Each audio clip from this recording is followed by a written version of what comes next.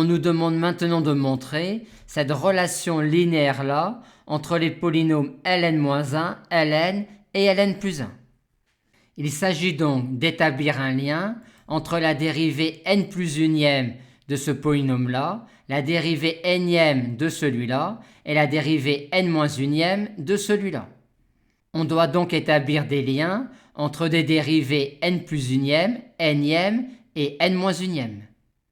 Et comme classiquement dans ce genre de situation, on va commencer par établir des liens entre les fonctions auxquelles on applique les opérateurs dérivés énièmes.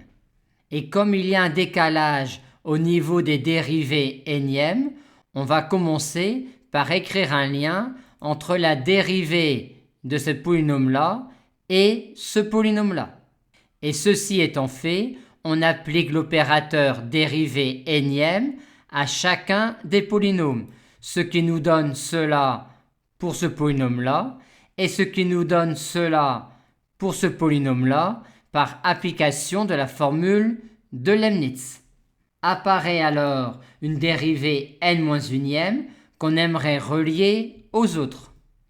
Et comme il y a ici deux dérivées de décalage, on va maintenant s'intéresser à la dérivée seconde de Pn plus 1.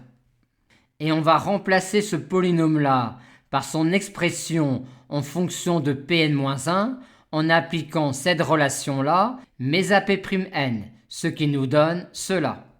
On aimerait ensuite appliquer l'opérateur dérivé n-unième à ce polynôme-là et à celui-là, ce qui nous donnerait avec ce polynôme-là, ce polynôme-là.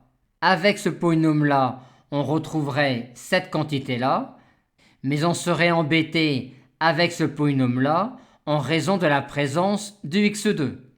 Mais on peut écrire x2 égale x2 moins 1 plus 1 pour exprimer cette quantité-là uniquement en fonction de Pn-1 et de Pn, ce qui nous donne cela.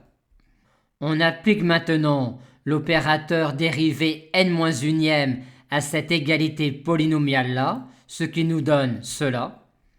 On retrouve alors cette quantité-là et on va la faire disparaître en multipliant par n cette égalité-là et en remplaçant cette quantité-là en fonction de ln plus 1 et de ln, ce qui nous donne cela. Et ceci est exactement la relation demandée, vu qu'après regroupement des termes, il y aura une simplification par n plus 1.